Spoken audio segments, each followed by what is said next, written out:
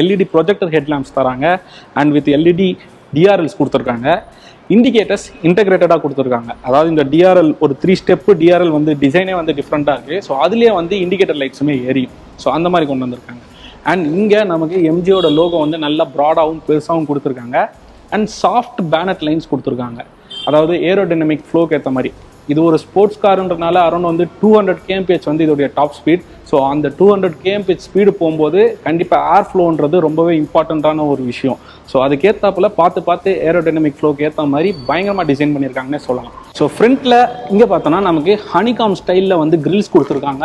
So உள்ளே வந்து close பண்ணியிருக்கு. ஆக்சுவலி என்னென்னா நம்ம வந்து சப்போஸ் டாப் ஸ்பீட் 200 கிட்டலாம் நம்ம ஓட்ட போகிறோம், நல்ல ஒரு ஸ்பீடாக வந்து ஹைவேலெலாம் போகிறோன்னா இந்த கிரில்ஸை வந்து உள்ளே ஓப்பன் பண்ணிக்க முடியும்.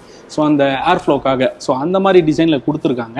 அண்ட் இங்கே வரக்கூடிய இந்த கிளாட்ஸ் எல்லாம் கூட எடுத்துக்கிட்டோன்னா இது வந்து கம்ப்ளீட்டாக வெஹிக்கிளை சுற்றி இந்த கிளாட்ஸ் வருது. இந்த ரெட் லைனோட அது வந்து சூப்பராகவே இருக்குதுன்னு சொல்லலாம். அதாவது ஒரு ஸ்போர்ட்டி ஸ்ட்ரக்சரில். சரி வாங்க இப்போ நம்ம அப்படியே சைட் வியூ எப்படி இருக்குன்னு பார்ப்போம். அப்படியே நம்ம சைட் வியூ எடுத்துக்கிட்டோம்னா நீங்கள் டிசைன் பார்க்கும்போது உங்களுக்கே தெரியும். இந்த இடத்துலலாம் கூட பேனல்ஸ் பார்த்தீங்கன்னா ஏரோடைனமிக் ஃப்ளோக்கு ஏற்ற மாதிரி நல்ல ஒரு கேப்ஸ் கொடுத்து டிசைன் பண்ணியிருக்காங்க. அண்ட் இந்த கிளாட்ஸ் நான் சொன்னேன் இல்லையா, வண்டி ஃபுல்லாக வரும்னு சொல்லிட்டு நல்ல ஒரு லென்த்தியாகவும் பிளாக் கலரில் அண்ட் அந்த அப்படியே ரெட் லைன்ஸ் வர மாதிரி கொடுத்துருக்காங்க. அண்ட் அப்படியே நம்ம இந்த இடத்துல பார்த்தோம்னா 100th ஆனிவர்சரின்னு சொல்லிட்டு மென்ஷன் பண்ணியிருக்காங்க. எஸ், எம்ஜியோட 100th ஆனிவர்சரியோட எடிஷனாக தான் இந்த சைபர்ஸ்டர் வந்து லான்ச் பண்ணியிருக்காங்க. ஸோ அதை மென்ஷன் பண்ணுற விதமாக இங்கே நமக்கு 100th ஆனிவர்சரின்னு போட்டிருக்காங்க. அண்ட் அப்படியே நம்ம டயர்ஸ் எடுத்துப்போம். நமக்கு எல்லா டயருமே பார்த்தீங்கன்னா 20 inches அலாய் வீல்ஸ் தான் கொடுத்துருக்காங்க வித் டியூவல் டோனில்.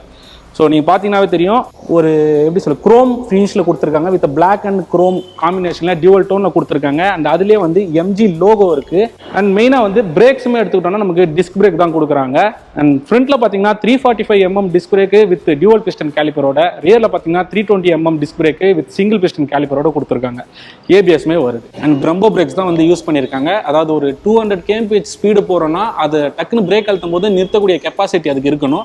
ஸோ அதுக்காக இவங்க பிரம்போ பிரேக்ஸ் வந்து சூஸ் பண்ணியிருக்காங்க. அது ஒரு சூப்பரான விஷயம்னே சொல்லலாம். சரி, நம்ம அப்படியே ரியர் வியூ பார்ப்போம். ரியர் வியூவில் இங்கே நமக்கு எம்ஜியோட லோகோ வந்து நல்லா போல்டாக கொடுத்துருக்காங்க. பல்ஜா பார்க்குறதுக்கு அந்த குரோம் ஃபினிஷில் இருக்கும்போது இந்த கலருக்கே வந்து பார்த்திங்கன்னா பயங்கரமாக இருக்குது பார்க்குறதுக்கு. அண்ட் இங்கே நமக்கு பிரேக் லைட்ஸ் கொடுத்துருக்காங்க.